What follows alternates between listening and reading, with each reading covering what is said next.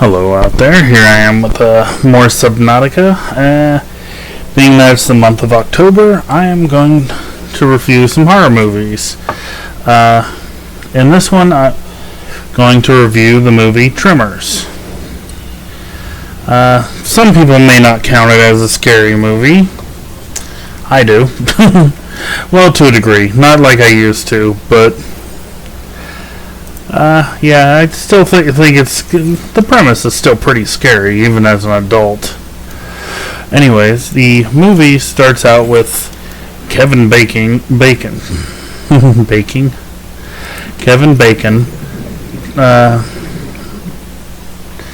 taking a piss over a cliff. Why they have started out that movie that way, I don't know. That is the one thing about that movie I never really understood. I think we could have done without that scene and been fine. However, the rest of the scene is Kevin Bacon's character and Earl. Yeah, their names are Brady and Earl. And turns out there are a couple of handymen around this valley. Yeah, there's a variety of they're having a little banter back and forth. This scene's basically this starting scene is just to introduce our two main characters, the heroes of the show. Well, the first movie. Yeah, they're pretty interesting characters. They're funny enough because it's supposed to be a little bit of comedic value in this movie. But anyways, like I said, they do a lot of variety of jobs around the valley. Perfection Nevada, which when we get to, once I get to the fourth movie, you'll find out they actually used to have a different name, but we'll get to that one in time. They've been wanting to leave for a while, though. They're getting tired of all the crap they have to deal with. Sometimes literal. In fact, that was like the straw that broke the camel's back kind of thing. They were cleaning out a septic tank and the hose busted on them. You know, not having a plan is what keeps us doing jobs like this. Just doing jobs like this is you dragging your feet. Oh, you're gonna stand there and tell me in broad daylight that I'm the reason we're still in perfection? You know how close I am to leaving this place right now? I'll call that little bluff. How close?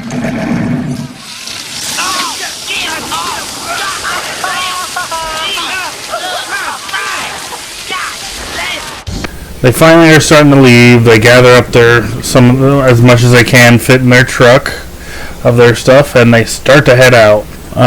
They're just jibber jabbering about, on the way.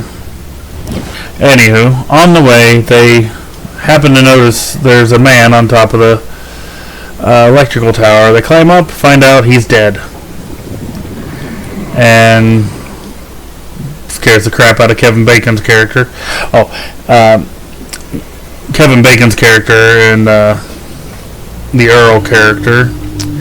To figure out who's got to do stuff, they do rock, paper, scissors. Usually he loses. So he usually gets stuck doing the crappy work. The really crappy of the work. They take it to the local doctor, the body to the local doctor, and, well, of course he's dead. Find out he died of thirst, which, could take 4 days. They don't know why. He had a Winchester rifle in his hand, a shotgun. They end up keeping the gun for themselves. Dead guy doesn't need it anymore. Another scene that's around the same time. Local farmer is tilling his land. His sheep are acting up, and he doesn't seem to understand. So he keeps going about his business of working on his farm. And something underground pulls him underground. Brady and Earl end up coming back that way at some point. and are looking for him to warn him about a murderer around, so to keep a heads up for a murderer, which, well, it wasn't a murderer, it was an underground monster, as we the viewers at this point would know. They're looking for him, and all they find is his hat. Now, here's the thing, I will be putting clips of the movie in, but I will not be putting this clip in. I don't know if I'm allowed. It's pretty gruesome. I mean, special effects for this time are really good, because all they find is his face, like the face half of his head, and that is it under the hat. Again, obviously fake, but they did a really good job of making it look realistic. It has his last screams on his face. Alright, they go back to town talking to the locals. It's like, okay, we don't know what's going on. They're talking about the murderer ripping people's faces off, and there's a couple of other characters. We don't see them too much in the movie at first, but one of them is Burt Gummer and his wife. I can never remember his wife's name, but the actress's name is Reba McEntire. And she does not come back for the second movie. I will look up why when I do the second movie. But being that she has a pretty good, country music career, a good chance she was just busy doing other things. There's a local rich kid, which we never find out where his parents are. And I kept thinking during the movie, I wish the little squirt would come graboid food, which is what they ultimately named the underground monster. There was construction on the roads at one part of the movie, in the early part, and, well, kind of had a little accident with the graboid. They're using a jackhammer and jackhammered literally right into a graboid, and it pulled one of them up a cliff, ate him after he got him to a point where it can get him,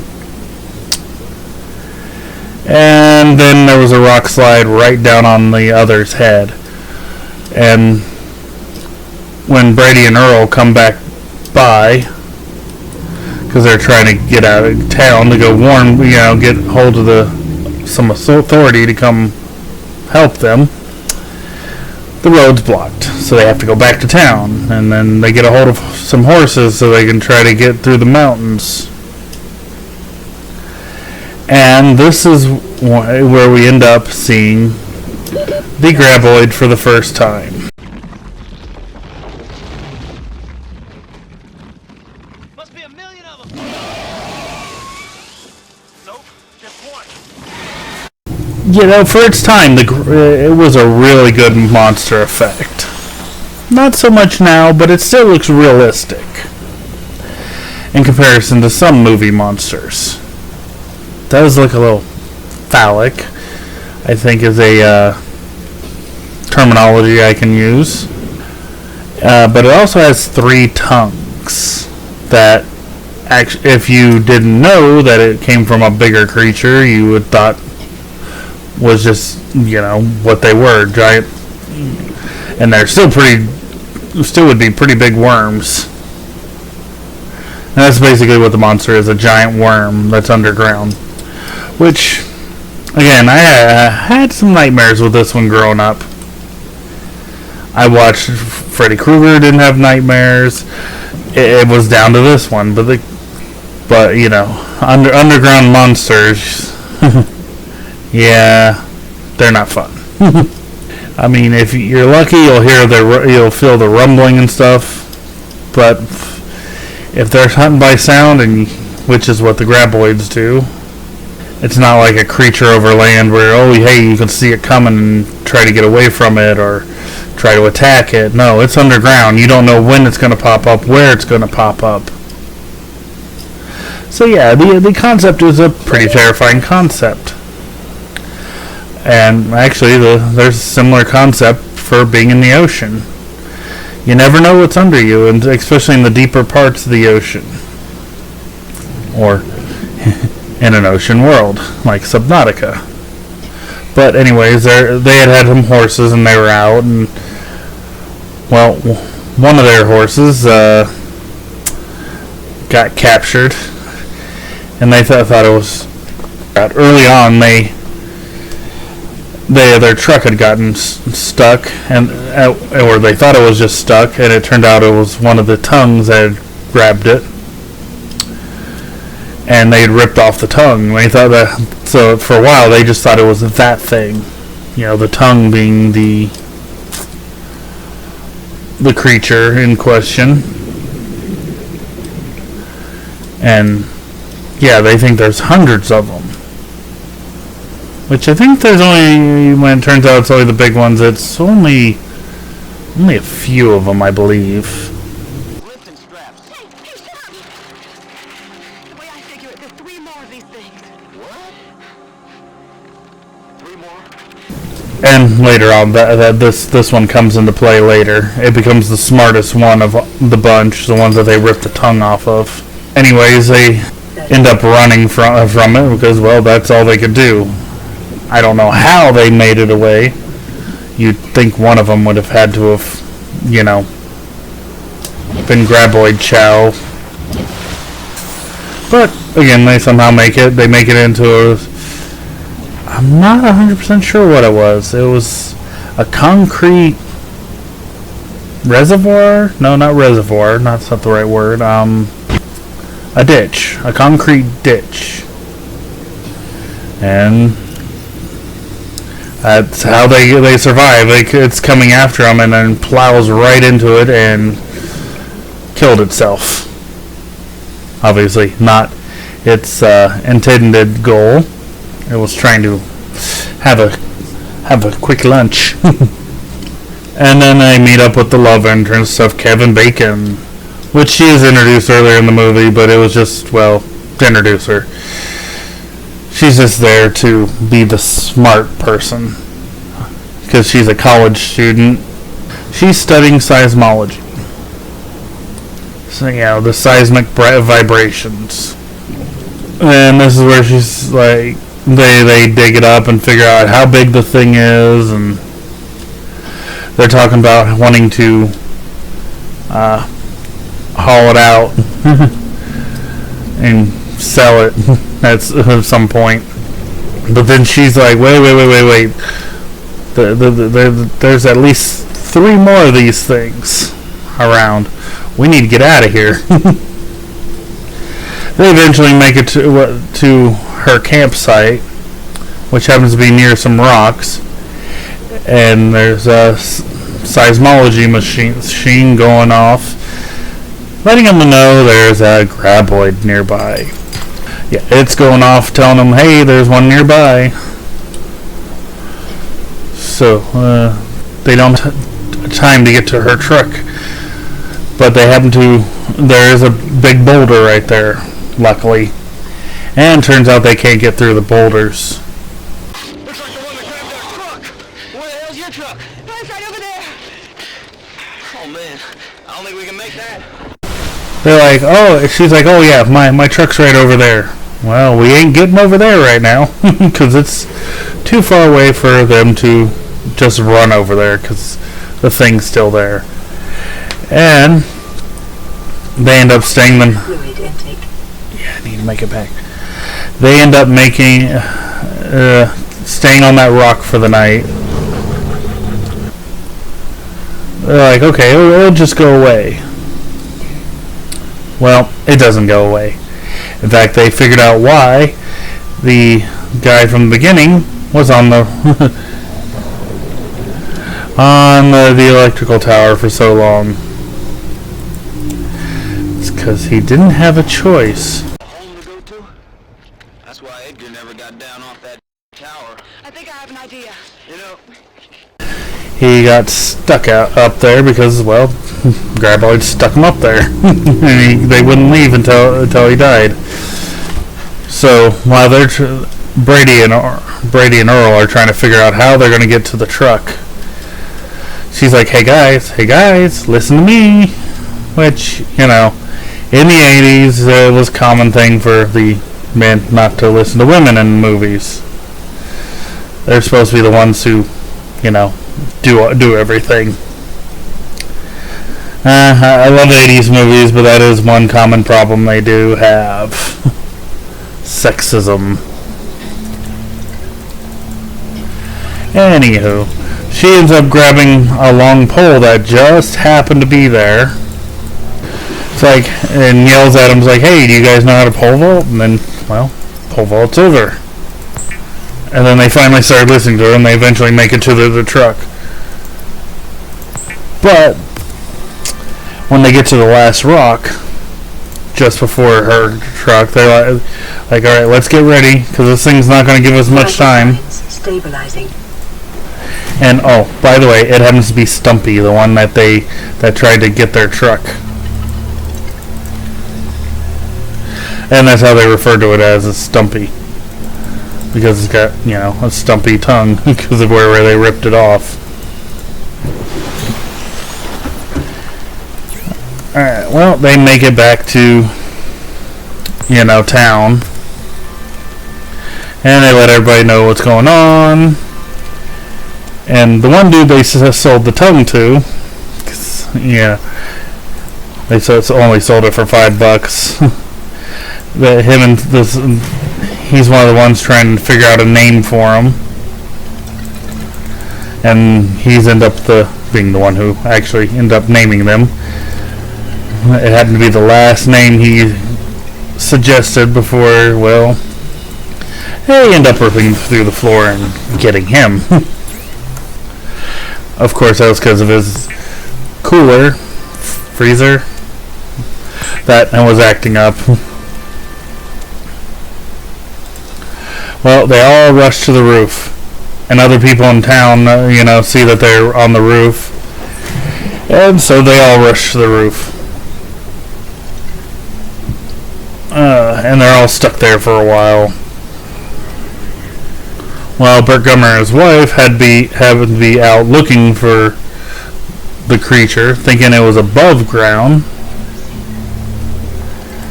And, well, of course, it wasn't. Well, they're in their basement, underground, making homemade weapons, because Burt and his wife are gun nuts. They're trying to get a hold of them. Well, they see that they're home, you know, because they're able to see their home when they're starting to construct their weaponry. When they start making their weaponry, it's making a lot of noise, a lot of vibration, so one of them ends up coming over. And I'm not sure how it actually gets in their basement. I mean, I guess because they're cement bricks, those big concrete slab brick things that make up their basement.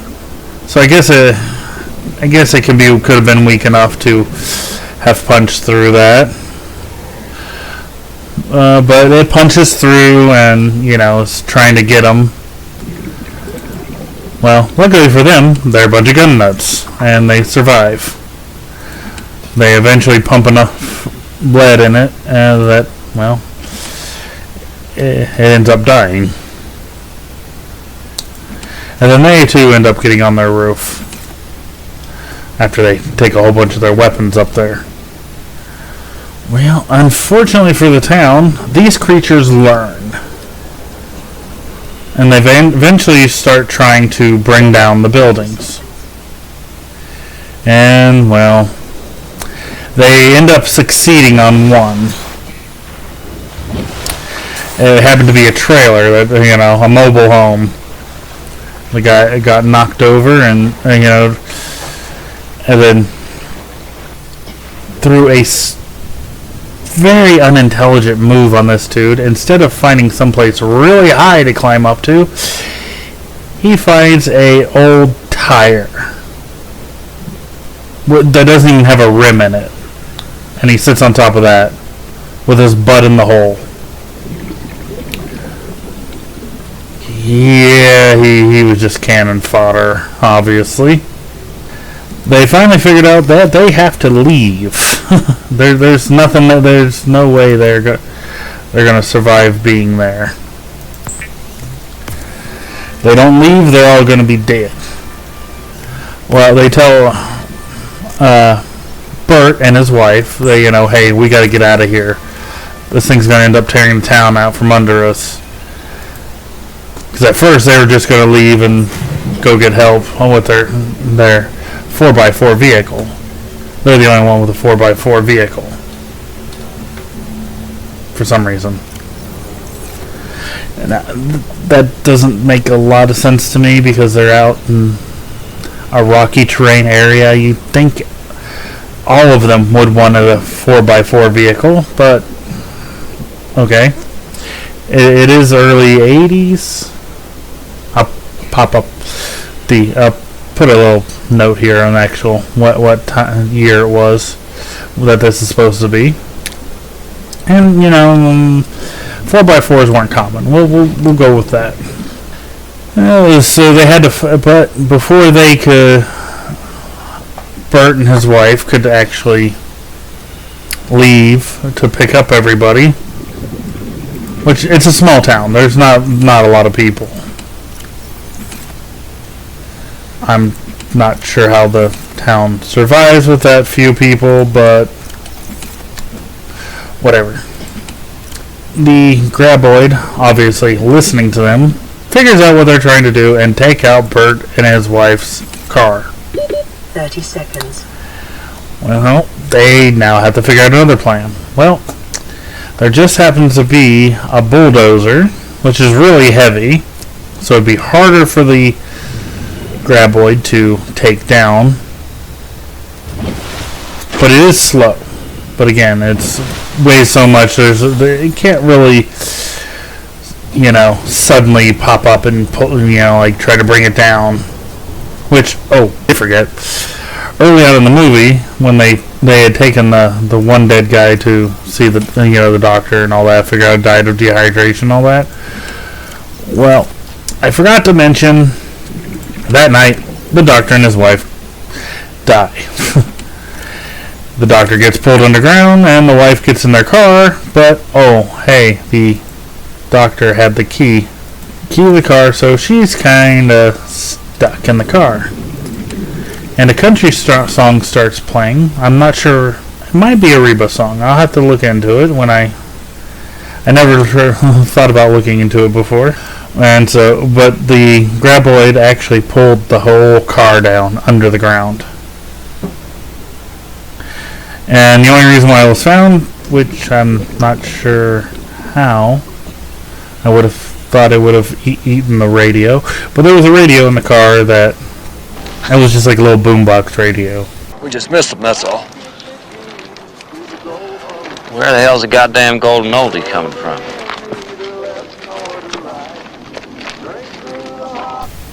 I don't know why the graboid didn't eat it. Anyway, so they find that they have this bulldozer that's too heavy to be pulled under the ground. But the bulldozer's then not really capable of taking the whole town. I mean, there's a lot of room, but not really a place for everybody to sit.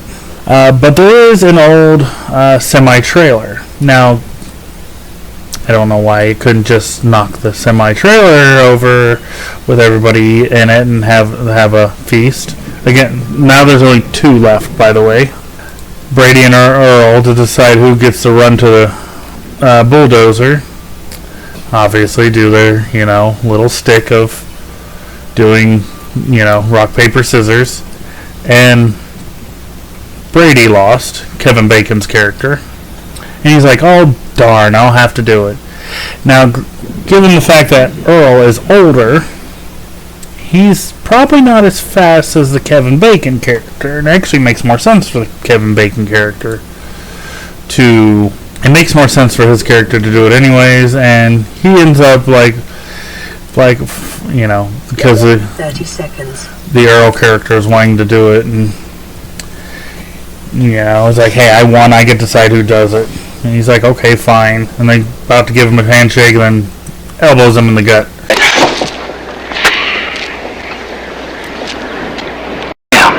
I lost. Guess I'll have to do it. I won. I pick who does it. And so the Kevin Bacon character, Brady, ends up going.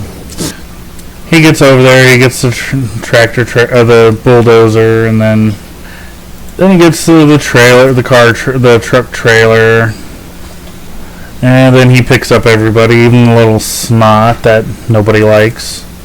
Man, I'm hoping in the the series, which the little snot has grown up and still a little snot. I haven't got that far into the series to know this or not, but I kind of hope he gets his comeuppance there. He picks up everybody, and then they go to get Bert and his wife's wife from their place, and they're debating on what weapons to take. The weaponry they were actually making was some actually homemade bombs. Which, yes, come important, obviously. Well, as I've said, these giant worms, the graboids, they learn. And they've finally figured out a way to stop this big giant thing with the mobile feast on it. They end up basically digging a big hole. Causes the bulldozer to plow headfirst into a hole they dug. They dug it just under the ground, and somehow made it where the ground didn't collapse. And they're trying to okay, we don't hurry up where they're going to be getting at us, because even though it's not that heavy, it is kind of a big on the tractor trailer. Well, while they're trying to figure it out, Bert pulls out one of his homemade bombs and lights it off and throws it over the side. And it doesn't kill them, but it does scare them off for a little while. So they're like, okay, well, there's some rocks over there. How about we throw the bomb over this way where we want to go, and while they're digging in the other direction, we'll just go toward the rocks. Of course, we all know the flaw with that plan, and that is, well, they're only going to last so long there on the rocks. You know, because, well, we need food and water as humans. It's a temporary plan anyways, so they can have time to regroup, figure out what they're doing, and all that. The little snot wanted to stay, be like, no, man, no, I don't want to go. My thought was leave the little snot there. He was given an empty gun. Like, here, this will make him think twice. What? He doesn't realize it's empty. And it is funny to see him be like, oh, Bert, you jerk. Alright, so they're at the rocks trying to figure out what they're going to do. Be like, well, we do have some rope, and we have these bombs. Well, maybe we could do something with it. Some people might say it's kind of stupid to do this lasso thing they do, because they end up tying the bomb to, the rope, and doing like a lasso thing and throwing it out there. Now, I can see some people saying, well, why don't they just throw it and let the creature come get it? Well, what they're they're not just throwing it out there, they're using the rope to drag it along. Kind of like with your fishing, you want to lure, the fish into the bait, so you got to keep it moving. And they do get one of them with this trick. But again, these things they learn, and they learn quick. The other one pretends like he's falling for their trick, but then spits it out. and it just happens to land in the bag of bombs. So they have to scatter away from the rocks. But yeah, they have to scatter away from the rocks. Some of them aren't too far from the rocks. Yeah, but some like 3 of them are like pretty good distance away. One of them still has a bomb, but it's the last one. One of them's trying to whisper like, "Hey, throw it, and we can at least get away." Yeah, this is the Kevin Bacon character. He's like, "Nah, it's our last one. We got to do something better than that with it." So he ends up running with it. And, because he's like, "I got a plan." And, well, it turned out he did have a pretty decent plan. His plan is that he's going to... It may be prudent to separate work and leisure spaces to maximize productivity. Treat this space as your home, but never forget that it is not. Yeah, he ends up running with the, of course he's looking for the... Power source is a critical step towards self-sufficiency. Consider keeping a photo journal of your achievements to motivate you in times of despair. Another running gag they had through the movie, other than the rock, paper, scissors, was who has the lighter? Always ends up being somebody else. Though somehow it ends up being on the love interest. Don't know how she ended up with it, but she has it. And she's one of the 3 that were not on the rocks, or close enough to the rocks to get back to the rocks without getting eaten. So she's got to run after them now too. And they happen to be near a cliff face. When they get to the cliff face, they light the bomb. They think that Kevin Bacon's character is just going to try to blow it up with it. He has a different plan. He ends up throwing it behind it while it's trying to charge at them. And when it blows up, it makes it speed faster, and it's not thinking about where it's going. And it ends up plowing right over the cliff edge, which actually is a pretty good effect. I mean, you gotta love those practical effects back then. Of course, the splattering looks kind of fake when it hits the rocks below, but, And, there's everybody finally they go back to perfection, except for Brady and Earl, who are trying to still leave, but, Brady's got to get his, romantic kiss in, which there wasn't really much romance going on between them. Not really. If you've seen A80 movies, you know that sometimes the romance is a little forced. But overall, I mean, it's a great movie. It is a little dated, and there are some things that, looking back, doesn't hold up as well. But, I mean, no movie's perfect, and I'm sure there are movies today that in 20, 30 years, people will look back and like, well, this part doesn't hold up. I like most of the other ones. I've got a friend who I want to do some movies reviews with, and I know he hasn't seen them all, so I might try to see if he'll do reviews with me of the ones he hasn't seen. So I gotta figure out which ones he hasn't seen. And make sure I save those ones for reviews we do together.